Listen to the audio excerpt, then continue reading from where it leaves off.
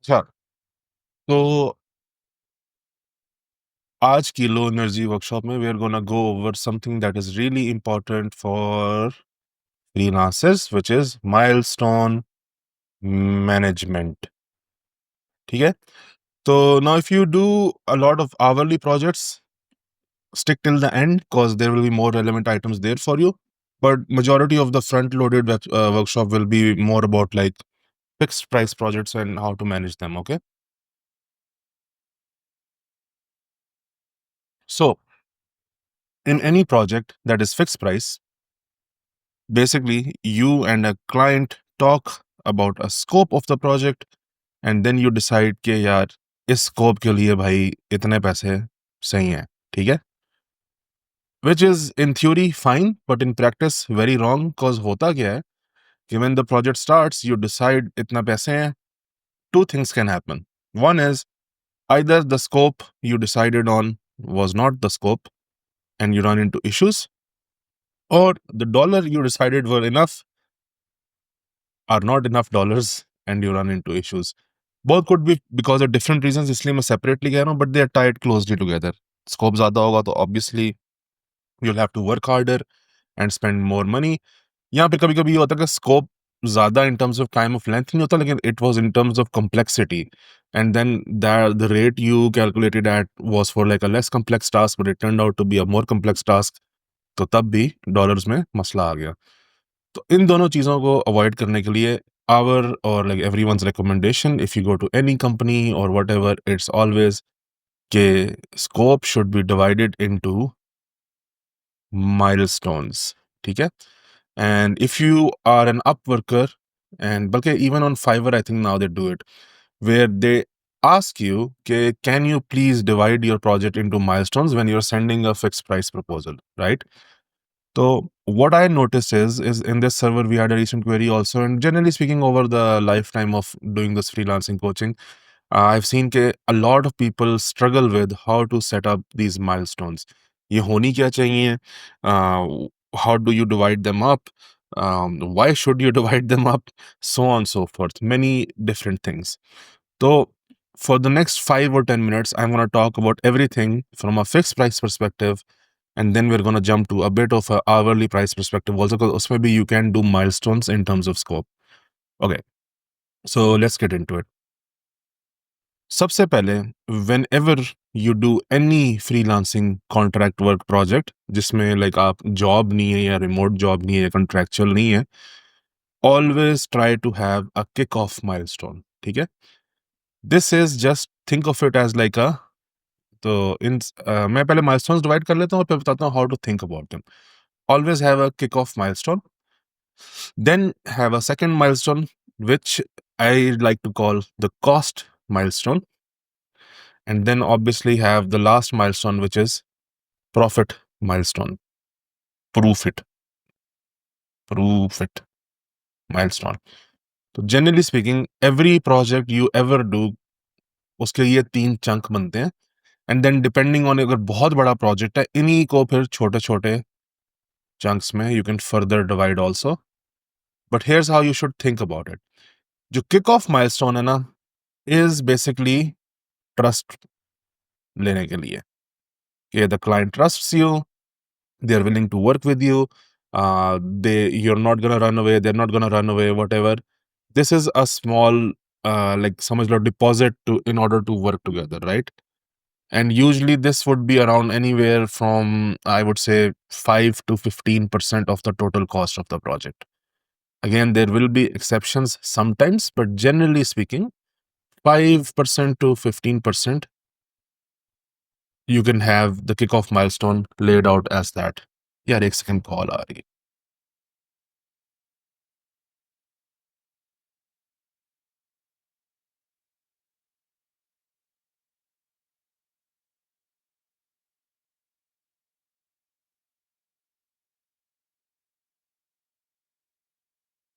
सो पहली जो है माइलस्टोन, जैसे कि मैंने बोला, ट्रस्ट होनी चाहिए। उसमें जो है वी कवर एवरीथिंग, तो like gain trust of the user, gain trust of the customer, and like they gain trust of you कि यार ये बंदा दौड़ेगा नहीं, डील लॉक इन हो चुकी है, प्रोजेक्ट डन है, लेट्स स्टार्ट। तो this is called the kick off. Kick off का पर्पस बस ट्रस्ट होता है। सेकंड माइलस्टोन या फिर सीरीज ऑफ माइलस्टोन्स, जैसे कि मैंने बोला, डिपेंडिंग ऑन हाउ बिग और small the project is, it needs to be the cost milestone. And what that means is के इसमें यू हैव टू इंश्योर कि whatever your rough idea of cost is, वो पूरा हो रहा है। This usually can be from 30 to 45% of the total project price. ठीक है। The reason why I call this the cost milestone is कि देखो जी, when this milestone is clear ना, आपकी cost पूरी हो चुकी है, right? And by cost I mean your cost of labor, your cost of बिजली, internet, खाना पीना, whatever your calculated cost is for the work you do, वो पूरी हो चुकी है। Cause beyond this point you are secure in the terms कि let's say client दौड़ जाता है, या client unsatisfied है, या client को काम नहीं पसंद आता, 100 चीजें हो सकती हैं। अर्थक्वेक आ जाता है, पाकिस्तान डिसाइड करता है एक दिन इंटरनेट बंद कर दो सारा, तो यू आर सिक्योर क्योंकि आपकी कॉस्ट कवर हो चुकी है, आप नुकसान में नहीं जा रहे। This is very important for every freelancer to figure out कि you need to get your cost clear as soon as possible. And then the last जो माइलस्टोन है, उसको आप फिर प्रॉफिट पे ले जाते हो, एंड उसमें होता है कि okay you are making money, या आपका जो कहते हैं टॉप अप कह लो, या whatever you want to call it.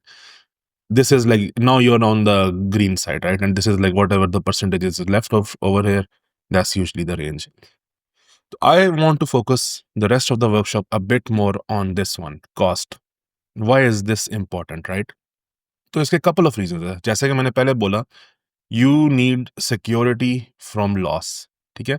If you're a freelancer, you're working with a lot of projects, आपके 5-6 clients हैं, 5-6 projects चल रहे हैं fixed price पे, so on and so forth। Individually managing everything while the projects are running is too headachy. तो अगर आप upfront ही आप डिसाइड कर लेते हो कि यार अच्छा ये मेरा किक ऑफ था और इतने काम के बाद मैं अपनी कॉस्ट कवर कर रहा हूँ, that makes your life easy from a project management perspective as well. तो सिक्योर भी हो रहे हो, आपकी प्रोजेक्ट मैनेजमेंट में भी हेल्प हो रही है। You don't have to worry about के यार अच्छा मैं, क्योंकि होता क्या कि होगा, कुछ फ्रीलांसर सर मैंने देखा होता है कि 5-6 प्रोजेक्ट किए, 2-3 महीने गुज़र गए, जेब में अभी भी पैसे नहीं है because they didn't actually make any money, they just did all the project cost to cost. तो separating this out and thinking about it separately helps you understand also कि how to price yourself better also. तो what kind of value you're giving, what kind of costing you have, so on so forth, right? जैसे कि मैंने बोला, अभी क्या होता है कि when you start as a freelancer, you would be like अच्छा यार मैं, मेरा आवरली रेट $5 पर आवर है, दिस प्रोजेक्ट नीड्स 20 आवर्स, तो मेरी कॉस्ट होगी क्या कहते हैं 5 से 10 और 10 से 20। मेरी मैथ बिल्कुल फारग हुई हुई अभी, पर $100 you will be like okay $100 पे I can do the project. पर जैसे कि मैंने पहले बोला, this is fix price, almost always what will happen is कि there will be scope creep, scope change होगा, and you are not charging by the hour, and then what will happen is क्या कहते हैं there will be a time and it will go over 20 hours and then you will actually be under loss। ठीक है। तो if I have to think about cost separately, I will take this number, ये मेरी, I will consider this as cost। तो I will be like अच्छा यार ये $100 मैं cost समझता हूँ, इसके ऊपर मैं profit डालता हूँ, right? And profit could be, as I said, like let's say I add $50। Then what would be the new breakdown? The new breakdown will be कि अब मेरा total project because 150 हो गई है, $20 मैंने किक ऑफ पे ले लिया, 80 मैं कहूँगा उसको यार ये आधा डिलीवरेबल उसके बाद दे दो, 50 मैं कहूँगा बाद में दे दो। इससे ये हो रहा है कि पहली 2 माइलस्टोन्स में मेरी कॉस्ट जो है एटलीस्ट पूरी हो गई है। ठीक है। तो अगर लेट्स से प्रोजेक्ट को कुछ होता भी है या कोई मसला होता है, स्कोप क्रीप होता है, क्लाइंट और मेरी कोई मुंहमारी हो जाती है, लड़ाई हो जाती है, जो कभी हो सकता है, this thing is additional, right? I am not losing on this thing. Whereas अगर मैं पहले जब $100 का रेट दे रहा था और मैं उससे लेट्स से 20 प्लस 50 प्लस 20 की डील करता, वहाँ पे अगर मेरी क्लाइंट से लड़ाई होती तो मेरा जो है नुकसान हो रहा है, right? So that's how you have to think about cost is के your when you talk about fixed price projects, the cost that you think in your head is not the final price, uske upar profit you need to learn how to add. So this practice will teach you how to add profit as well because fixed price projects में profit is always everything, and वो over time जैसे-जैसे आप ज़्यादा काम करोगे, ज़्यादा आपका किसी डिलिवरेबल पे हाथ बैठेगा, you'll figure out कि how much profit to add to what kind of work. Because आप जब 10 दफ़ा एक काम करोगे, you'll obviously get faster at it, better at it, and you'll figure out कि अच्छा यार यूजुअली ये रिक्वायरमेंट होती है, इतना आता है, तो इतना हिसाब रख के मैं if I give the price तो मेरा जो है प्रॉफिट बन जाएगा उसमें, ठीक है? So that's how you calculate cost and everything related to it. Lastly, the other thing that I mentioned, if this is now for like if it is a very big project, like let's say something that goes 3 months plus, because usually if a project is going 3 months plus, it's considered a big project. And I think on all freelancing platforms, that is the filter. कि 1 to 3 months होता है जो कि आपका normal project होता है, and then 3 months plus is big project, right? Either three milestones might not be enough. Either then what setup I recommend is, again, you should have number one pay kickoff. That will stay the fine. Number 2 पे अब cost जो है ना आपने divide करनी है. Think of it like monthly milestones. रफली loosely आपने देखना कि अच्छा यार पहले 30 दिनों में रफली इतना खर्चा है, ठीक है, 30 डेज. दूसरे में इतना खर्चा है, 30 days, and so on so fourth. Think of it like a monthly salary basically of the cost. And then fifth पे आपका जो है प्रॉफिट आ गया, या फिर the other way I have done it also again, considering अगर बहुत ज़्यादा लाइक अनश्योर, आपको अगर बिल्कुल श्योरिटी है 100% का स्कोप यही रहेगा, you have good confidence, you have worked this project a lot of times, then this approach is fine. लेकिन if you're unsure about it, then दूसरी जो है सैंडविच अप्रोच आप देख सकते हो. उसमें ये कि आप किक ऑफ करो, देन आप कॉस्ट करो, ठीक है, 30 डेज, एंड फिर आप जो है एक प्रॉफिट की माइलस्टोन रख लो, profit, and then you go to cost, then you switch to profit. तो you basically divide and double up and like sandwich it between कि यार ये जो है मेरा प्रॉफिट मेकिंग मंथ होगा, ये मेरा कॉस्ट का कवरिंग मंथ होगा, ठीक है. नाउ इन थ्योरी ये लाइक बताना इजी है, पर in practice it's a kind of a hard thing. तो I am gonna give some examples, but basically generally speaking, if your scope is 100% sure, you are experienced with the kind of work you're about to do, generally speaking, putting profit at the end is fine because आपकी costs cover हो रही हैं and like you're not going into loss. If you're unsure about the scope of the project and you might think कि अच्छा यार ये जो है क्या कहते हैं scope might increase or this work I'm not comfortable doing, then you need to consider कि profit आपने हर stage पे add करना है, which I think I told you is like roughly around, depending on the kind of work you're doing, could be anywhere from 1.5 to 1. Like 6 किस तरह कुछ x करते हो अपनी जो भी प्राइस होती है, right? So that being said, let's take some examples because examples say I think it is easier to explain the project. Let's say I'll take a common example जो कि Upwork पे बहुत कॉमन होता है कि यार एक बंदा आता है मेरे पास वेबसाइट डिज़ाइन और डेवलपमेंट के लिए, web design and dev. Now let's say it is a simple site. Simple site का बेसिकली मतलब ये होता है कि यार बिजनेस साइट है, रफली अराउंड 10 to 15 पेजेस, और कोई इसमें कस्टम इंटीग्रेशन नहीं, कोई कुछ नहीं. ज़्यादा से ज़्यादा जो है इसको CMS चाहिए होगा ब्लॉग के लिए, ब्लॉग के यूज़ केस के लिए. That is your typical standard website जो कि most businesses and freelancing platform में बेतहाशा लोगों को ज़रूरत होती है. यार मुझे बस एक वेबसाइट चाहिए, उस पे मेन पेजेस होंगे आपके 4-5, और फिर आगे लाइक आप कुछ इनर पेजेस होंगे और CMS प्लस ब्लॉग होगा, ठीक है. तो this is an example. I am not saying कि आप इतने की वेबसाइट बेचो, पर I am just gonna give you an example. The client would be like we talk, we discuss. मैं अपनी अल्टीमेट सेल्स स्किल यूज करता हूँ जो कि किसी की नहीं है यहाँ पे, जो भी ये वीडियो देख रहा है, मेरी भी नहीं है. And I would be like अच्छा यार आई can do all this for you for $5,000, ठीक है. तो the math behind this number, if this is the final number I gave to the customer, the math behind this number needs to be कि यार अच्छा ये जो है simple website है, वेब डिज़ाइन डेव है, मैं अकेला कर रहा हूँ तो मुझे वही 3 months लग जाएंगे, राइट.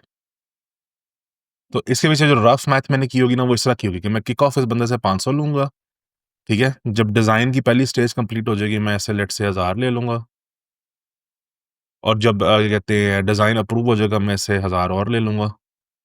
जब डेवलपमेंट जो है क्यूए तक पहुँचेगी, मैं इससे 1000 और ले लूँगा, ठीक है? और जब प्रोजेक्ट डिलीवर हो जाएगा, मैं इससे 1500 ले लूँगा, ठीक है? So because I was sure कि यार अच्छा ये स्कोप यही रहेगा, इसमें कोई वो नहीं है, मसला नहीं है, 10 से 15 पेजेज़ हैं, एवरीथिंग साउंड्स नाइस, ये प्राइस टैग है, client will be comfortable paying this, then I can go for this approach. जैसा कि मैंने बोला, मैंने किक ऑफ ले लिया 10%, एंड देन ये मेरी एक तरह की मंथली 3 महीनों के डिलिवरेबल मैंने पर मंथ कॉस्ट पे ब्रेक डाउन कर दिया, और ये मेरा फिर एंड पे प्रॉफिट आ गया। And client would like that also कि यार देखो जो ज़रा बड़ी अमाउंट है, वो जब ये ब्रेकडाउन देखेगा ना, ही विल आल्सो लाइक कि यार अच्छा हाँ, ठीक है, ये बंदा एंड पे ज़्यादा पैसे ले रहा है, तो दैट मीन्स के ही इज़ वो willing to put more risk on the last milestone. But what he doesn't understand, कि बंदे ने ये वर्कशॉप देखी हुई है and the cost is already covered over here, तो ये एक्चुअली इज़ एडिशनल मनी, तो इस तरह कोई नुकसान नहीं हो रहा तुम्हें, you are safe from risk, so to say, right? Risk free approach ये होगी आपकी for a freelancer. Now let's say it's the same project, web design and development, 10 से 15 पेजेस, बट यहाँ पे सीएमएस ब्लॉग के लिए क्लाइंट गया था कि यार मुझे ना ई कॉमर्स का सीएमएस चाहिए, आई नीड प्रोडक्ट पेजेस या something that you haven't done before. Client कहता है कि यार अच्छा, सेम चीज, मुझे वेब डिजाइन डेवलपमेंट चाहिए, something that you do already, पर मुझे ब्लॉग नहीं चाहिए, ब्लॉग मैंने सर पे मारनी है, मैं कोर्स बेचना चाहता हूँ या मैं कुछ बेचना चाहता हूँ, मुझे ई कॉमर्स की इंटीग्रेशन चाहिए, I want LMS to be integrated in hair.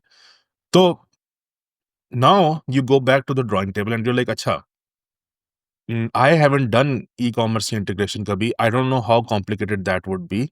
So what do I need to do? I will go back to the drawing table. Now the price will obviously need to increase because it is something that I am unsure about, right?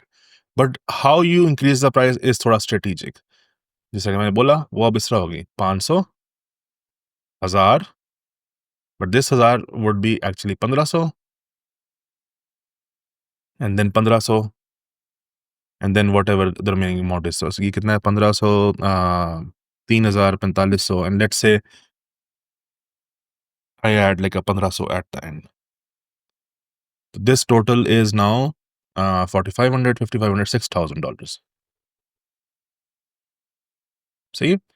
अब $500 और $6000 में difference क्यों है? क्योंकि I am unsure about the scope, and this is what you need to do, this is the mistake that a lot of freelancers make, इसके जब वो किसी चीज के बारे में अनश्योर होते हैं, वो रेट अपना श्योर वाली चीज का दे देते हैं to win the project, and then बाद में क्या होता है, that thing is almost always more complicated and then they end up losing money.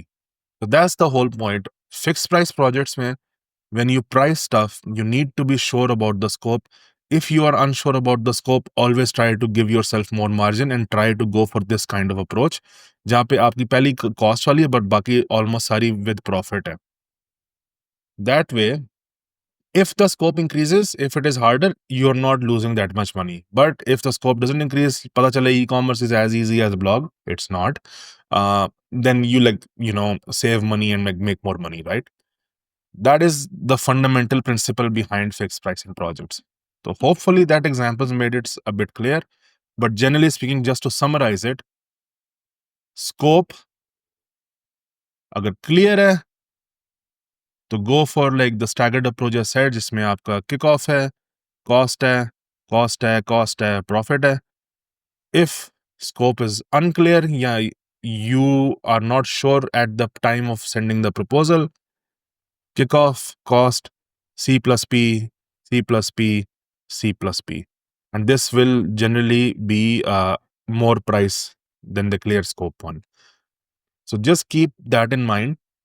If you are ever at a stage, बस होता क्या है ना, जब आप क्लाइंट से नेगोशिएट कर रहे होते हैं ना, आप क्लाइंट की कॉल पे जाएंगे, इनिशियल सेल्स करेंगे, सब कुछ करेंगे, क्लाइंट का मुझे अगले घंटे में प्रपोजल भेजो, या ज़्यादा से ज़्यादा अगर आप बहुत स्मूथ टॉक करो, आप कह दो कि यार अच्छा मैं कल तक प्रपोजल भेज दूंगा, तो when you are working on that proposal, you need this comparison point कि यार अच्छा ये हमारी बात हुई थी, ये चीज़ें सारी चाहिए, list them out on the sheet कि डिलीवरेबल 1 2 3 4 5 6, अच्छा दिस ये मैं 100% कर सकता हूँ, ये मैं 100% कर सकता हूँ, ये मैं 100% कर सकता हूँ, ये मुझे शायद नहीं करना आता, राइट? तो जितने क्वेश्चन मार्क होंगे आपकी डिलीवरीबिलिटी पे, दैट डिसाइड कि स्कोप कितना क्लियर है या कितना नहीं clear, and depending on that you need to figure out your milestone structure like this. Okay. So this was like a milestone breakdown, like strategy that I have been using, and like I suggest everyone to use. There are some other best practices you should always have. इसके now on Upwork, you know, there is a thing called escrow. तो वो escrow में जब पैसे जाते हैं, it is kind of secure because वो client ने already Upwork को दे दिए, और now you have to just complete your work and you know, tell them to release the money to you from the escrow, right? उसको release कहते हैं या कुछ इस तरह कहते हैं. बस इसमें एक चीज़ का ख्याल रखना है कि जो पहली माइलस्टोन है ना, किक ऑफ वाली, वो आपने हमेशा रिलीज़ करवानी है. उसको एस्क्रो में नहीं रखना, क्योंकि वो ट्रस्ट के ऊपर पेमेंट है, उसका कोई डिलिवरेबल नहीं है. किक ऑफ माइलस्टोन का कभी भी कोई डिलिवरेबल नहीं होता, ठीक है? आपने प्रोजेक्ट स्टार्ट किया है, आपने किक ऑफ किया है, आपने उसको कहना है कि भाईजान ये आप पैसे रिलीज़ करें मेरे अकाउंट में, तब मैं काम शुरू करूँगा, ठीक है? क्योंकि अगर आप वो एस्क्रो में रख देगा, हफ्ता होता है, वो बाद में डिस्प्यूट डाल देते हैं, कुछ डालते हैं, वो आपके लिए फिर मसला बन जाता है, आपने हफ्ता उस पे टाइम ज़ाया कर दिया. तो इसलिए ऑलवेज़ जो किक ऑफ वाली माइलस्टोन है, उसको कोशिश किया करो कि रिलीज़ करवाओ. ऑब्वियसली 100% ऑफ टाइम्स नहीं पॉसिबल होगा, कभी-कभी क्लाइंट नहीं करेगा, लेकिन कोशिश, मैं आपको बस बता रहा हूँ कि कोशिश क्या होनी चाहिए. So far what I have been telling you is the best practice. ज़रूरी नहीं कि रियलिटी में ऐसा हो, कभी-कभी कॉम्प्रोमाइज़ करना पड़ता है, that's just how life is. But ideally speaking, kickoff should always be released before you move to the next milestone. ठीक है? The other thing is कि if the client always एक ना क्लाइंट का बड़ा कीड़ा है, स्पेशली सस्ते प्रोजेक्ट्स में. तुम उसको ये प्राइस टैग दोगे ना, $5,000, मेरा जी प्राइस $5,000 है, या मेरी प्राइस जी लेट्स से व्हाटएवर $6,000 है. क्लाइंट कहेगा मुझे इसका आवरली ब्रेकडाउन करके दो. And this I am sure you have faced if you're a freelancer and you know, you worked, especially ज़रा जो चीपू क्लाइंट्स होते हैं, they'll be like यार अच्छा ये फिक्स प्राइस है, तुमने स्कोप भी दे दिया, प्रपोजल डॉक्यूमेंट भी दे दिया, सब कुछ दे दिया, वो फिर कहेगा मुझे आवरली ब्रेकडाउन दो. वो बंदा के भाई तुझे आवरली ब्रेकडाउन चाहिए था तो तू आवरली कर लेता, तूने मेरे से फिक्स प्राइस क्यों मांगी, right? It's frustrating to deal with this query. इसके लिए आई ऑलवेज से कि एक बंदा है क्रिस डो, उसकी बहुत अच्छी वर्कशॉप है, प्राइसिंग या कुछ इस तरह के नाम से, मैं देखता हूँ. हाँ, ये वाली pricing design work and creativity. Thank you YouTube ad. But this workshop is really good, and basically वो वही सिखाता है जो हर फ्रीलांसर इवेंचुअली फिगर आउट कर लेता है. वो ये होता है कि क्लाइंट को तुम कहोगे यार देखो मेरा आवरली रेट लेट्स से $15 पर आवर है, तो would you want me to work, तो लाइक अगर मैं इससे डिवाइड करूँ 5,000 को 15 से, रफली आंसर आ जाता है तुम्हारा कोई आई थिंक 100, 200, 300 कुछ आवर्स आ जाता है, 300 some hours, let's just call it that.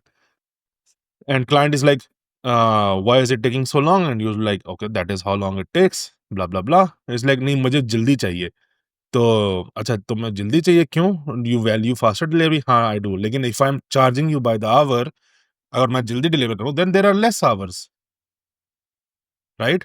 तो how does that logic make sense के you want work faster, but you want it also cheaper, and then you also supposedly want good quality, right?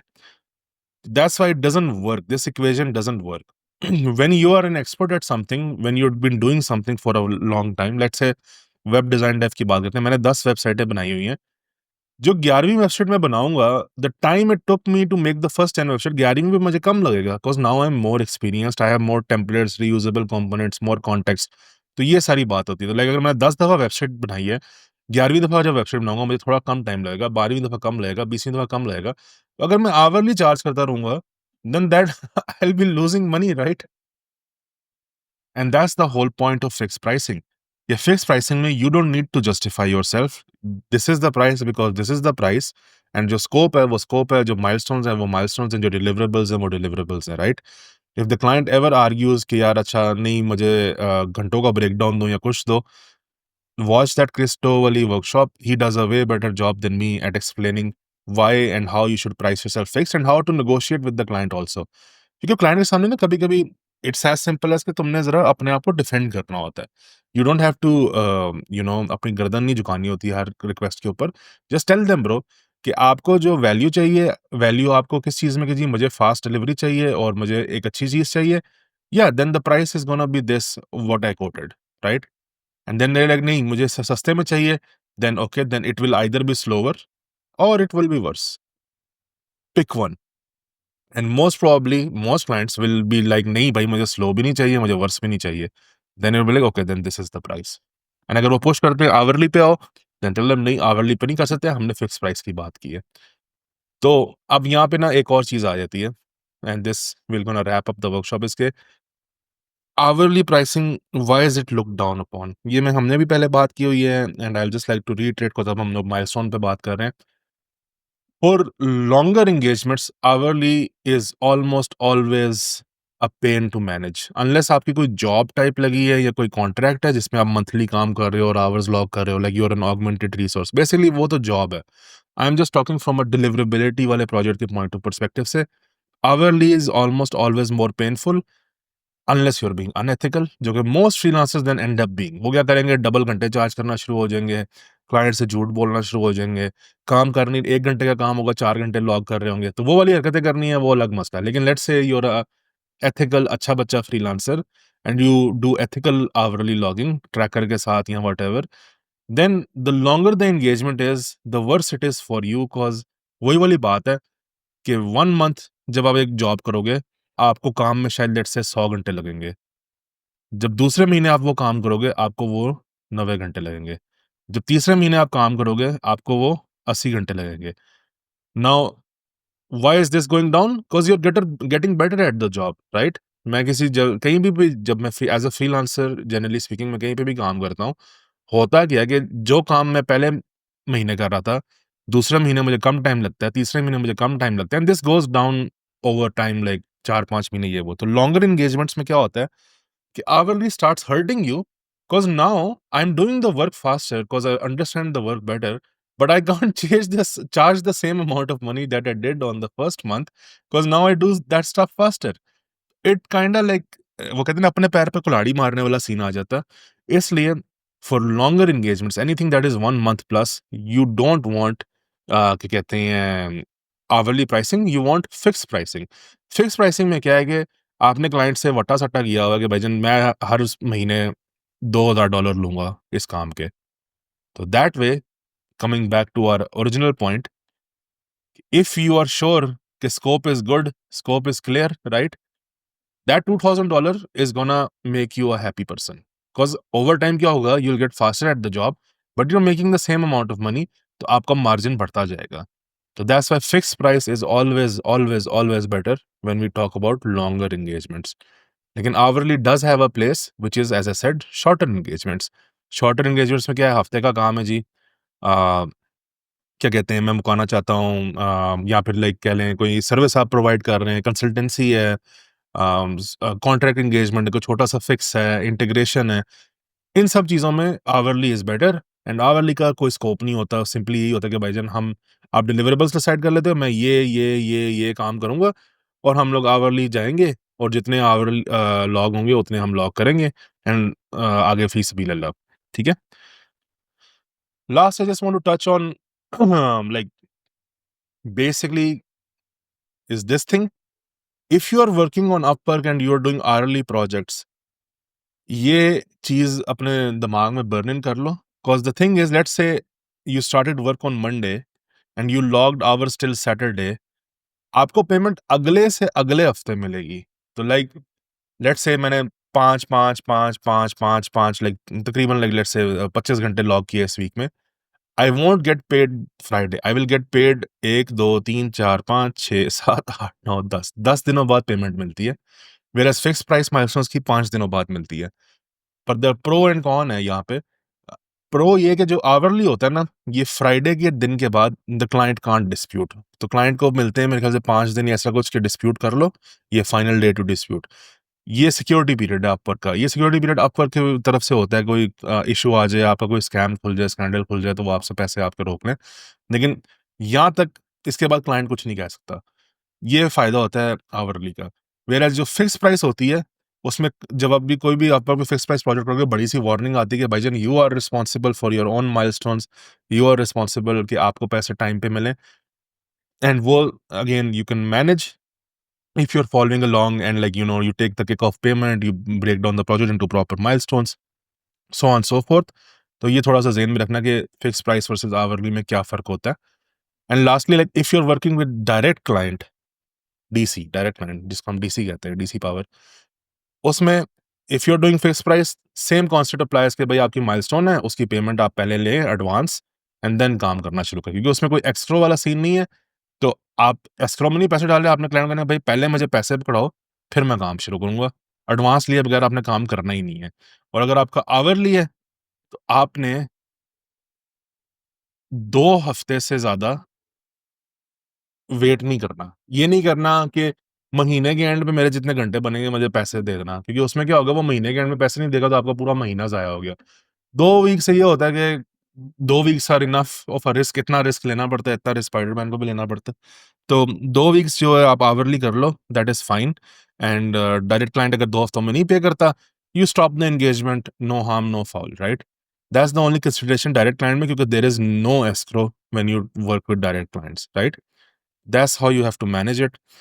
Again, this is a bit more advanced topic, and I'm sure you watching this might have some questions.